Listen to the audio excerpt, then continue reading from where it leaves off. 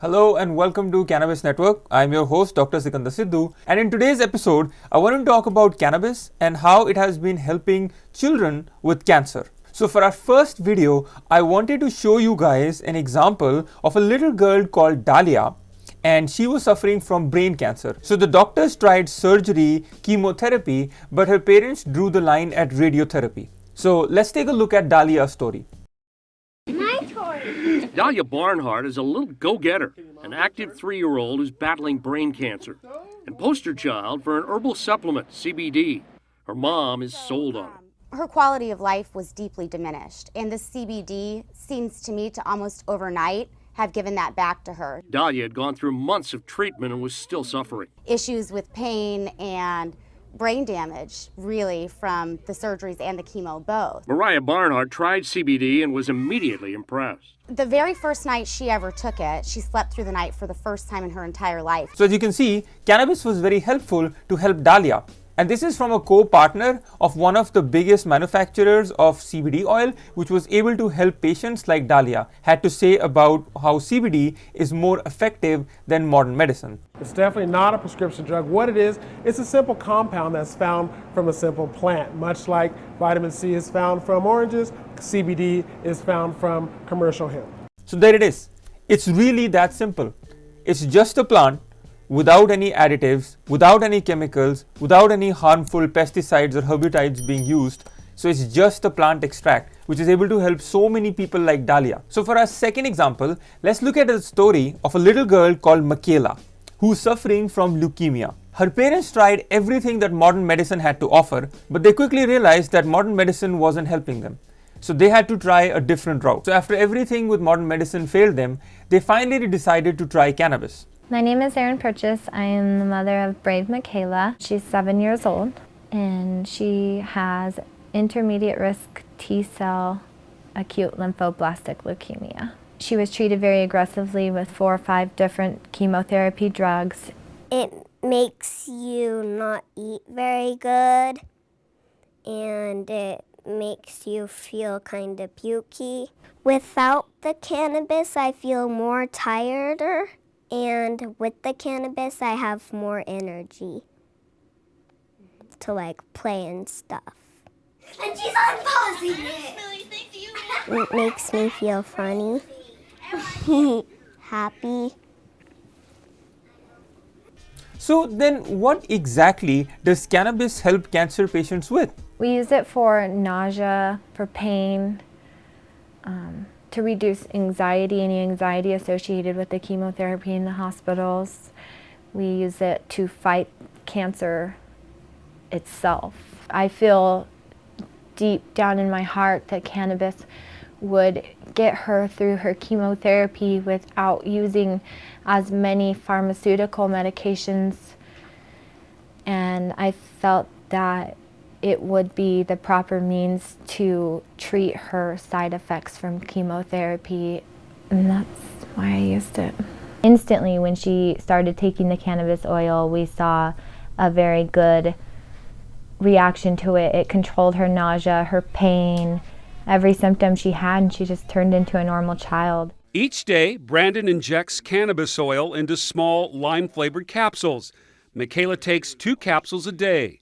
The alternative, prescription anti-sickness pills and narcotics. I feel that the long-term consequences of narcotic pain relievers are a lot more damaging to Michaela than a simple organic oil that's made from a plant named cannabis. Yeah, the benefits far outweigh the risks. So as we all know, these kids go through so much with surgeries, chemotherapy, radiotherapy, and so many other additional medicines which are given, like anti-nausea medication, for example, pain pills, that any little amount of help should definitely be explored. So I have no idea why a plant which is able to help so much has been ignored for such a long time. So let's look at another video of a little boy called Casey, who was 2 years old when he was diagnosed with a brain tumor. So he had to go in for a surgery, but unfortunately he had to also go for serious and high doses of chemotherapy. Doctors cut into Cashy's brain to remove what they could, only about 10% of the tumor. The Hydes could only hope aggressive treatment could get the rest. 3 rounds of chemo followed by stem cell rescue, then 3 rounds of high-dose chemo after that. A difficult treatment plan for anyone. So imagine what it did to a 2-year-old kid. They believed and they prayed high-dose chemo was killing his cancer, but it was making Kashi sicker than ever. He was taking 120 milligrams a day of 5 different drugs to try to make him comfortable. But that, Mike said, wasn't helping ease Kashi's pain. That's gonna help get the tape off. I'm gonna hold this, okay? By the end of September, he had gone 40 days without eating. He was vomiting 9 to 10 times a day. He couldn't lift his head off his pillow. He was literally laying there shivering in his bed. And the doctors came in and I said, is there anything we can do for Cash? The doctors had no answers, so Mike found his own. Relief in the form of a controversial oil. So imagine a 2-year-old kid taking so many medications on top of chemotherapy, on top of 5 different pills to manage side effects, and they were still not able to help him. So this is when his dad decided to do something.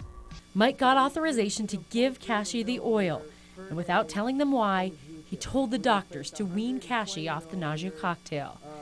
Inserted through Kashi's feeding tube, a tiny amount of oil replaced all those drugs. The result, Mike says, was almost immediate. You're watching a kid that hasn't had the will to eat in 4 months, 5 months, actually take a bite of something. He hadn't eaten a thing in 40 days, and it was really incredible just to watch him take a bite of a piece of cheese, you know. It's showing that he wants to live. There you go. Kashi did his last round of high-dose chemo with no anti-nausea drugs. Mike says the doctors told him they were amazed. Mike never told them why. I wanted to tell him, hey, he's on cannabis oil, but I was afraid they would take it away from him. But Mike Hyde doesn't care about the controversy or about the political battle over this drug. He cares that his son survived and is convinced not only did the cannabis oil make Kashi feel better, it prevented long-term damage to his organs. For Mike, the living proof is in this vibrant 2-year-old boy. Yeah, it's very controversial, it's very scary, but there's nothing more scary than about losing your child. A week after we did this interview, Kashi was back in Salt Lake for scans, finding out he's cancer-free. He's back home in Missoula, back with his family, back to teasing his big brother Colty. Kashi will spend his 3rd birthday like every kid should, with the fight of his life behind him. I can't even imagine what that kid would be going through today had his dad not taken this incredible decision to save his son's life. We don't know if that kid would have ever gotten any help or if that kid would even be alive today. So it is remarkable to see what a plant extract is able to do for so many children worldwide.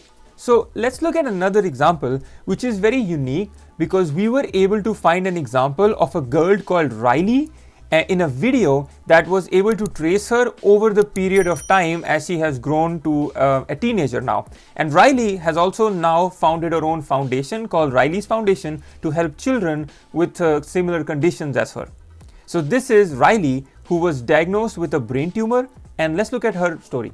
In 2nd grade, my face started to grow and it was getting bigger. My mom decided to take me to the hospital. The news from the doctor was grim. Riley, who was 7 at the time, was diagnosed with aggressive giant cell granuloma. Only a handful of people in the world have the disease.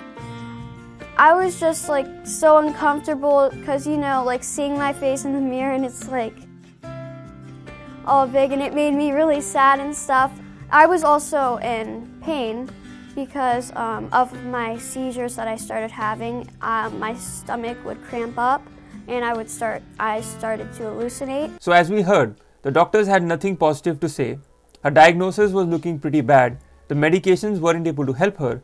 So this is when her mother decided to do something because she couldn't watch her daughter suffer in front of her eyes. After surgery, Riley's mom decided to give her medical marijuana to see if it would help her symptoms.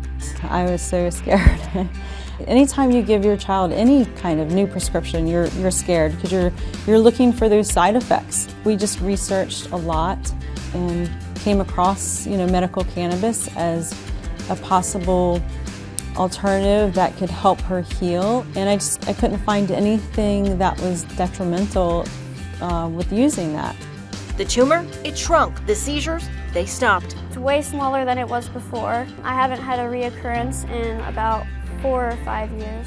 Taking cannabis oil, it made me feel so much better, and my bone was growing back, the roots of my teeth were growing back. Before, they were held in with stitches, and I was told they wouldn't live, but the roots regenerated, and I still have my teeth. So just to recap what happened, she went from grim diagnosis, no medication that was able to help her, her teeth were falling out, so they had to suture her teeth in place. They were even telling her that she might lose her teeth, to no recurrence for about 4 to 5 years. So then let's see how Riley administers this medication. I mean, if it is single-handedly replacing all of these cocktails of medications for a disease like cancer, it should be pretty complicated to self-administer, if there was any way even possible. And just that quickly, Riley Maidler takes her medical marijuana.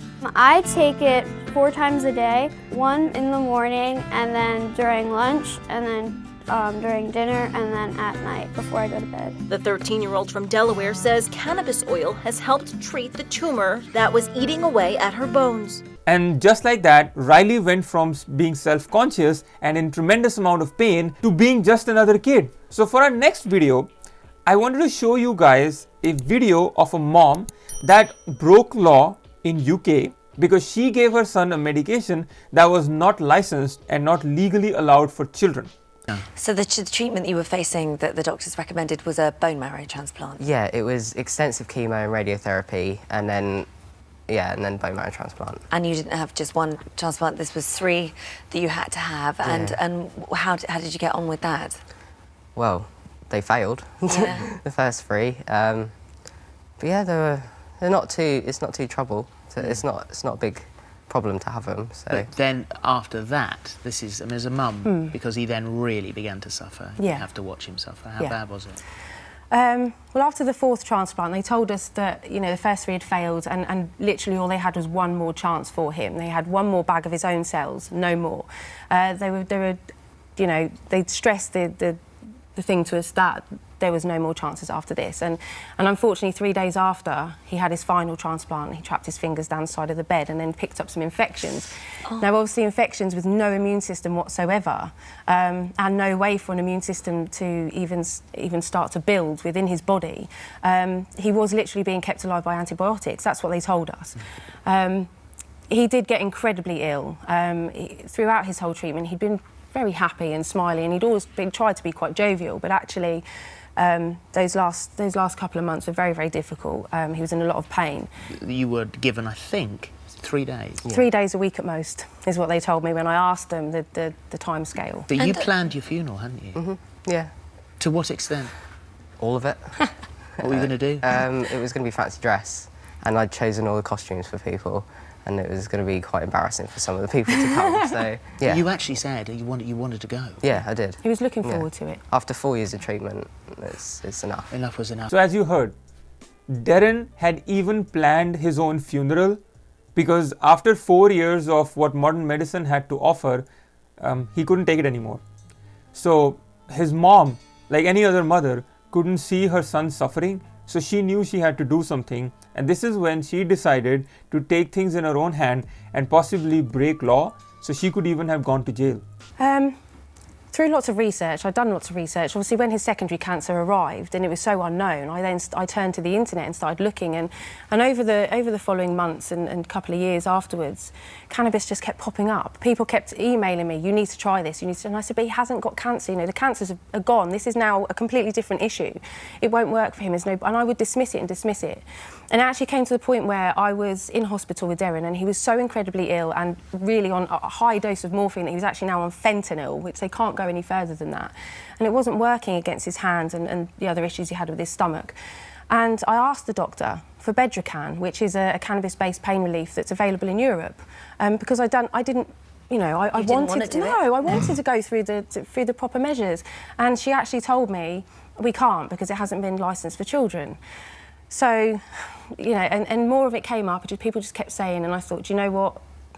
What have we got to lose? And you've got nothing to lose at that point. He's dying anyway, so... They just withdrawing your antibiotics. At this point, there was no other treatment. No. So you took this, and you asked him, and you said, yeah, let's try it. I was happy to.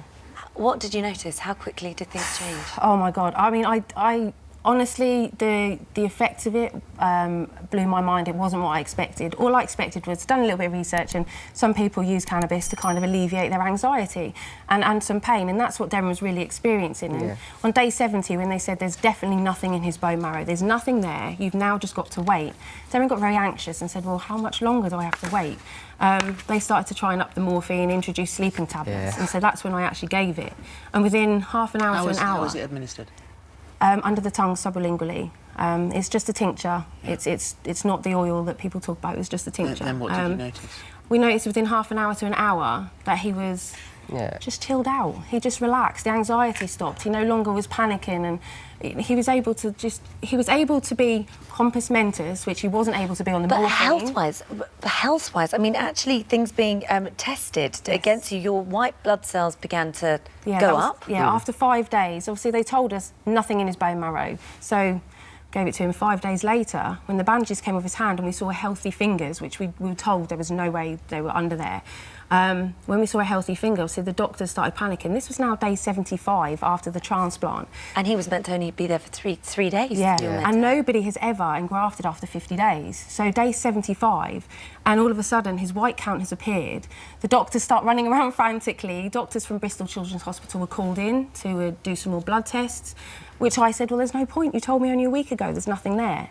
And obviously, in the blood count, it was there. It's very small, but it was there. And to test the theory, you actually withdrew the cannabis for a little while, and the blood count started to go down again. So where are you now? How are you now? Perfectly healthy.